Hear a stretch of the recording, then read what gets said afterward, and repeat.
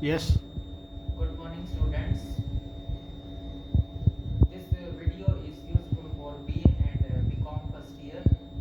And today we will discuss about concept of demand and law of demand. Generally, uh, these three words, desire, want, and demand, are used in the similar sense. But in economics, all the words have different meanings. Like desire. Suppose you are uh, uh, willing to buy color TV, but you don't have sufficient purchasing power, then it is only your wishful thinking. But if you have sufficient purchasing power, but you are not spend that money on color TV, then it is only your want. Your want will be converted into demand when you are buying that particular commodity at particular price at a given point of time. So when we talk about demand, uh, demand is, we are talking about, when we talk about demand, so it is related with price and point of time. So demand is defined as the quantity of a product which a consumer is not only desiring to purchase and able to purchase, but is also ready to purchase at a given price and at a given point of time. So given price and given point of time, these two words are very important. So this is our demand. Now next is law of demand. Law of demand states that when amount demanded increase with a falling price and diminish when price increases ceteris paribus. So when we talk about law of demand, it states that amount demanded increases with falling prices and decreases with rise in prices. Ceteris paribus. Ceteris paribus means we are assuming certain things constant. We are assuming here, like, there is no change in the income of the consumer, there is no change in the taste and preferences of the consumer, there is no change in the future expectations. We are only talking about price and quantity demanded. So this word ceteris paribus means other things remaining constant. We are just, like, price of commodity X is the function of on price of good X, and price of related goods, income, Y stands for income, T stands for taste and preferences, and E stands for future expectations. So in law of demand, we assume all other things like price of related goods, income, taste and preferences.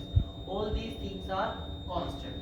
We are uh, see the relationship of demand for commodity X and on price of commodity X. Clear? Now this is our law of demand. This is the curve of law of demand. On y axis we are measuring price, and on OX axis we are measuring quantity demanded. So when price is P1, we are buying OQ1 quantity, and when price fall from OP2, when price fall from P1 to OP, then quantity demanded is increases from OQ1 to OQ. So this curve shows the there is inverse relationship between price and quantity demanded. So this curve is negatively sloped. It is downward sloping curve. Clear? So this is our demand curve. Demand curve is downward falling from left to right, and it shows the inverse relationship between price and quantity demanded. Clear? Now next concept is extension in demand and contraction in demand. Extension in is demand in when quantity demanded of a commodity is rises due to fall in its own price of the commodity, then it is called extension in demand. Suppose our initial price is OP1, then we are buying OQ1 quantity. Now price fall from OP1 to OP, then quantity demanded is rises from OQ to OQ1 to OQ, OQ1 to OQ.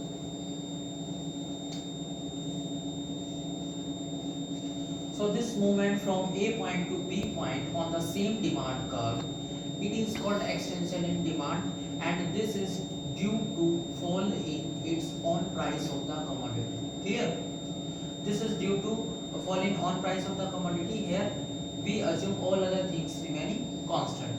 Similar concept is contraction in demand. Contraction means decline. So when quantity demanded of a commodity is going down due to rise in its own price, then it is called contraction in demand. Suppose our initial price is OP1, then we are buying OQ1 quantity. Suppose prices rises from OP1 to OP, then quantity demanded fall from OQ1 to OQ. So movement from A point to B point, from lower point to higher point on the same demand curve, this is called contraction in demand, and this is due to for rise in its own price of the commodity.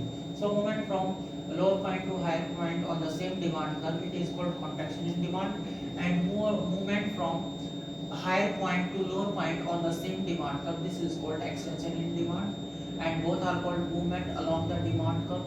In this this is due to change in its own price of the commodity. Next concept is shift in demand curve. In why demand curve shift?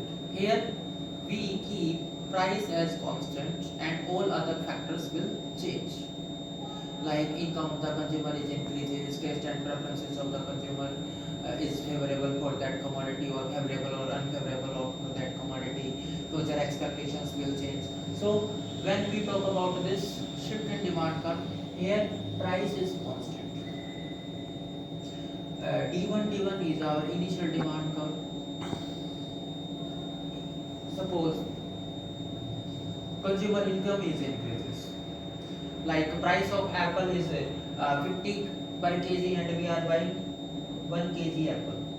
Suppose price of apple is OP and income of the consumer is increases. Due to increase in the income of the consumer, now he will buy more quantity of the product at the same price. So now demand curve will shift rightward. Clear?